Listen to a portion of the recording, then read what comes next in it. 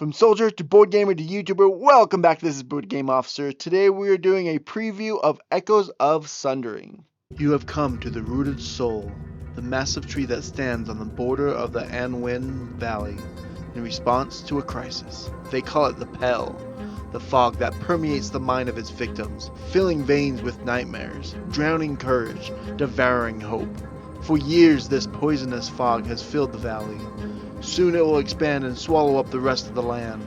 Some of you have a nearby hamlet or village you call home. Some of you have heard that there are great and ancient secrets hidden in the valley. Some of you long for a chance to prove your prowess. But all of you agree that the fog must be stopped before it poisons the world. Echoes of the Sundering is going to be a 1 to 5 player cooperative adventure exploring deck constructing type game. Echoes of Sundering has two main components to it. You've got the narrative phase or exploration phase and the encounter phase or the boss battle type-esque phase. So the narrative phase is going to be your story type thing. We've got a storybook here. As you can see, you will have words to read.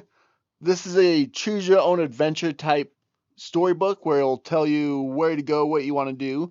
As you can see there, the bazaar, the guard station. Then also within the storybook is going to take you to a story map, which we have here. Sorry, that glare there. The story map is going to have a map with different things that you can choose, different points you can interact with and explore, and that's going to be your exploration phase here as I knock over all these tokens here. So overall, that's going to be your, it's pretty straightforward, just like any narrative. Although they do a cool thing here actually with it. This is going to be only with multiplayer, but they actually, I don't know how good you can see there, but it actually gives you points about the appearance, his demeanor. He's got a hidden agenda and kind of a gesture. So this little yellow box kind of gives the person who is acting out or playing that NPC different aspects of how to play that character when talking through it. Obviously, when playing solo, you kind of miss out that point. You could do it with yourself, I guess. But it's actually kind of cool. So it says, hey, if you are ever at this location, have one person be the narrator, for they're going to be that NPC for that, because the NPC actually has different characteristics and ways to play that character and a hidden agenda, which you're supposed to keep secret from everyone else, but that kind of helps play along with that NPC part, makes it more D&D-esque, if you will. So that's the narrative phase there. Then let's go into the encounter phase. So here we have an encounter set up here. It will tell you this is going to be your very first one, so no big spoilers here, but this is going to be your first encounter that you're going to go through. You've got an encounter that tells you how much health and he's going to have. So one thing that I want to point out here, as you can tell, there's two healths there, one with the triangle and one with a hexagon or pentagon. That is going to be the help for 3-player or 3-character or 5-character playthrough. Now, this game does have to be played with 3 characters.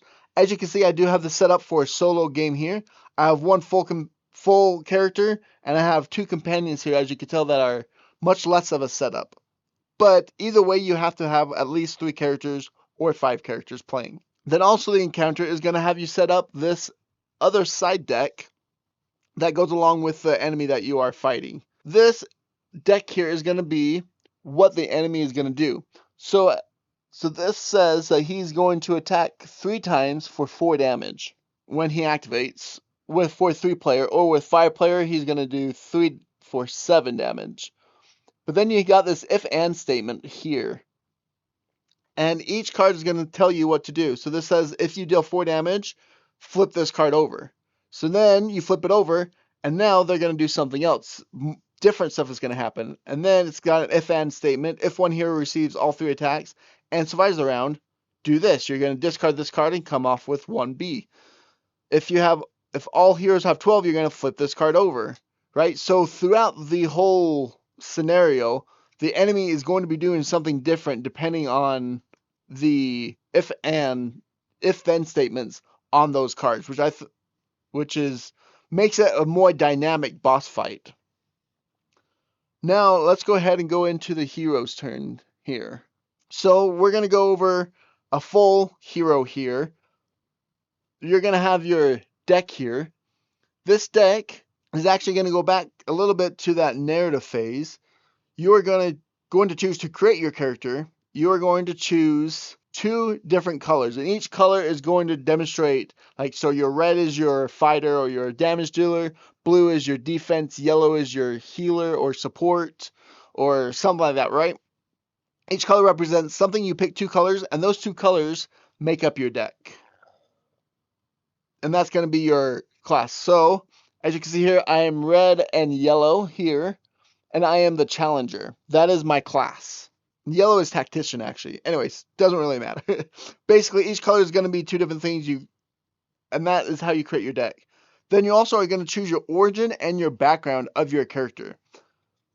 Now, so you could choose, I am a dwarf, I'm a human, I'm Ashwoken, Faithfolk, Blue Elf, and this is another like choose your own adventure here. So if you choose dwarf, you answer these next 3 questions. There's only 2 choices each, but you answer each one, and that is going to add a card to your deck, either a card to your deck and or an item to your character.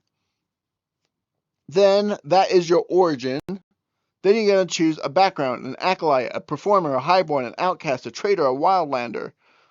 And as you can tell, like if we did the outcast, once again, you're going to choose things, and that is going to add cards to your deck and or items to your character. And that is how your character and deck are constructed at the very beginning. Now, when it comes to the encounter and it's your turn, you're going to draw 5 cards. With those 5 cards, they have stamina points on them. So that big one right there, 4, that's how much it costs to play. Then you've got cost, or how much stamina you get for discarding the card, and the action of the card. Stamina is going to be down here at the bottom of your board, where you can barely see here.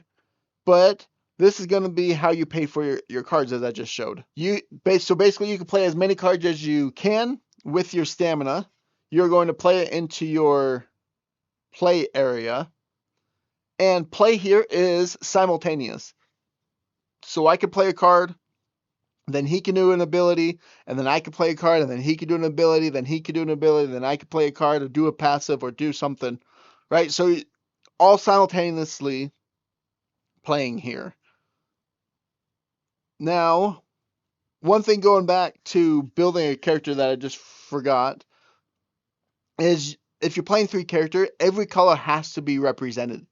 So there are going to be 5 different colors, and each color has to be represented out on the board. So there is going to be 1 double up, and they suggest to have 2 reds, if I remember right, to play.